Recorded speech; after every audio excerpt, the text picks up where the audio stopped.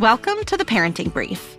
I'm your host, Jessica Stewart-Gonzalez, an Arizona working mom and chief of the Office of Children's Health at the Arizona Department of Health Services. Within just a few minutes, this podcast gives parents the tools they need to tackle the tasks of creating a happy, healthy life for their little ones.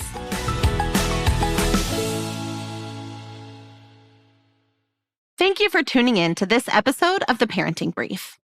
Parents with young children know that mealtime can be tricky, but making sure your kids are eating nutritious foods is an important part of their development. We have talked about food in other episodes of the podcast related to picky eaters and transitioning to table food, and there's still so much more to talk about. Today, we are going to understand what a balanced meal looks like and tips and tricks on how to pull it all together.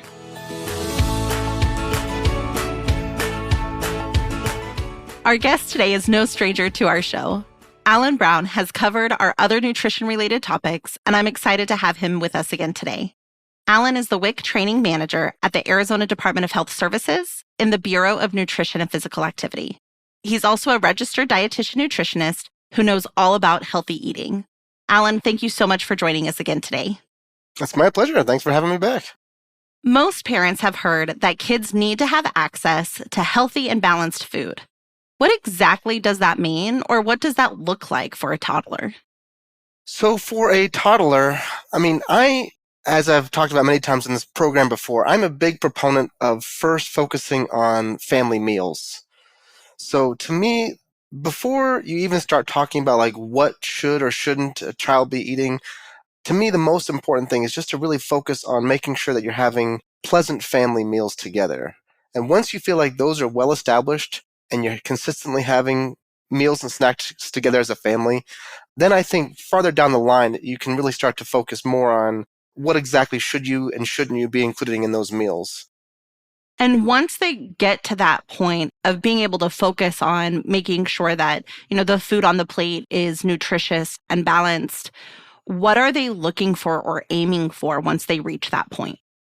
Yeah, great question. So I am a proponent of the Choose My Plate, which for many of you who aren't familiar, Choose My Plate is the progression of the food pyramid. So I think many of us are familiar with the food pyramid, the idea that all these different components, fruits, vegetables, grains, protein, dairy, that those are the building blocks of a nutritious diet. And so I think it was about 2011 or 12 or something like that, that they started changing the imagery of what that nutritious diet looks like and picturing it as a plate. So if you look at the Choose My Plate image, you'll see that it's cut down the middle, and you'll see that half of the plate is comprised of fruits and vegetables. And the other half of the plate is comprised of protein and grains. And then you'll see pictured on the top right is an image of a glass of milk, which is meant to represent the dairy component. So to me, some of the most important takeaways are to try and have half of your plate or half of all of the foods that you eat be fruits and vegetables. And then one of the most important takeaways for me is focusing on whole grain foods. So for any of the listeners who aren't familiar, if you look at the packages of foods, they'll try to trick you sometimes, and they'll say things like whole grain on the front of the package, but what you really want to do, flip the package around, look at the actual ingredient list, and you're looking for the first word to say whole. That could be whole wheat, whole oat, whole barley, whatever. That's the best indication that the primary ingredient in that food is actually a whole grain. And in short, whole grain foods offer a significant increase in vitamins and minerals compared to enriched grain products or refined grain products. I think making it that super simple, that image, and, just that focus on those whole grains, that everything else kind of falls into place, as opposed to trying to get into the nitty-gritty of every single type of food that, really, if we're just following these guidelines, this, Choose My Plate imagery, that everything else kind of just should work. Yeah, and one of the most important things I stressed, and I believe I mentioned this before on the program, is that it really is essential for caregivers to focus on feeding foods that they enjoy themselves. I think a lot of caregivers, they feel like this pressure to try to provide their children with the most nutritious foods, even though they themselves don't eat them. So, for example, things like, kale and Brussels sprouts and quinoa. And so they're pushing these foods on their children, but at the same time, on their plates, they're putting, sandwiches and macaroni and cheese. And that is almost always going to set you up for failure. So what you want to do is just, like I said, focus on feeding foods that you genuinely enjoy. That should be the caregiver's role in feeding kids, is to decide what food should be offered. And then of those foods, letting the child decide how much to eat of those foods that are offered. Time and money are two of the biggest challenges that we hear from parents regarding mealtime. What are some ways to create a healthy meal for busy parents on a budget? All right, there's a great website. It's called azhealthzone.org. And this is a website that has tons of healthy recipes, many of which are designed to be eaten on a budget. Now, just beyond that, a lot of people have this perception that eating healthy can't be done on a budget. I disagree. I think there's a lot of foods that can be very nutritious and also inexpensive. So, for example, one of the first ones that comes to mind are things like whole grain brown rice. They can get a giant 10-pound bag for $10, and that will last many families for months. Also, I'm a big proponent of frozen foods as well. There's tons and tons of really inexpensive, say, frozen vegetables and frozen fruits that can easily be incorporated into things like smoothies or meals and snacks.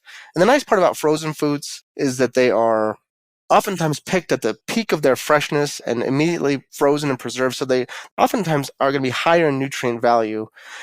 And they store in the freezer, so you don't have to worry about them rotting sometimes the way some people unfortunately end up wasting food if it's fresh fruits and vegetables. So those are some of the first tips that come to mind.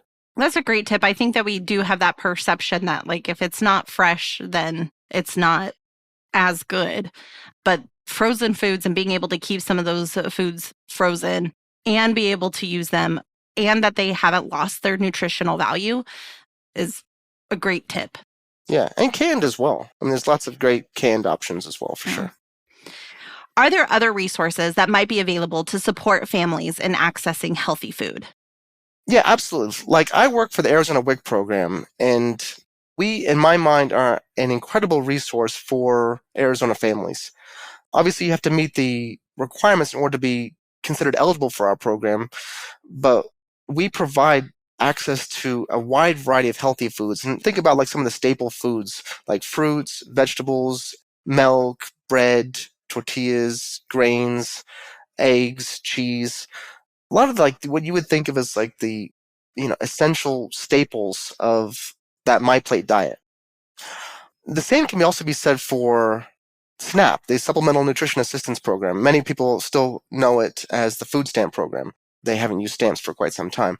Now, the SNAP program, it doesn't have a lot of the same restrictions, and that's a good and a bad thing. So with SNAP, families are able to choose, with very few restrictions, whatever foods they like to eat at the grocery store. So I would highly encourage families to apply to the SNAP program, to the Arizona WIC program, as great resources for getting access to healthy foods, as well as a big reason that I am such a huge proponent of our program, the Arizona WIC program, is because we also provide nutrition education, breastfeeding education, and resources to go along with the healthy foods that we offer. Wonderful. Thank you so much for joining us today, Alan. I really appreciate it. Yeah, it's been my pleasure.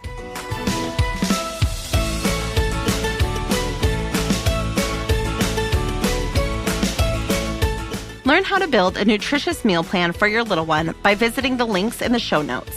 While you're there, follow the show on this podcast player. That way, you'll be the first to get every new episode. If you have a minute, please share this episode with your friends and family so we can reach as many families as possible. Until next time, this is Jessica. You've got this.